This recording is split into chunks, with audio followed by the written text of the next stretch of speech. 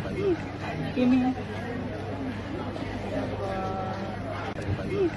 Kimi. Hello mga ka-showbiz at welcome back again to my channel.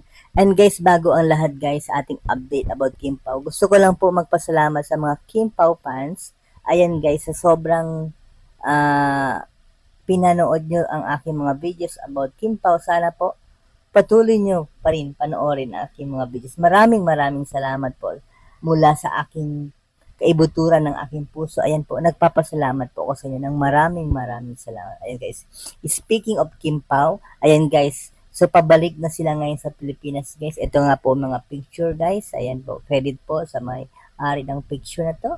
Ayan guys, so ayan guys, nasa airport ngayon sila guys. Meron pang isang babae ay itong video credit sa kanya. Ayan, nag-effort siya, gumawa ng video. Ayan.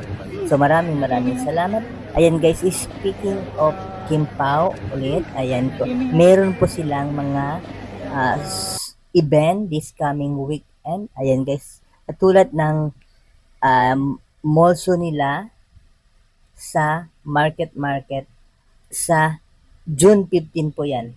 4 p.m. dyan. So makita-kita tayo dyan. Ayan, lahat mga Kim Pao fans at maging hindi mga Kim Pao fans, sana pupunta kayo dyan. Ayan. And then guys, susunod naman po sa Sorsogon, June 17 guys.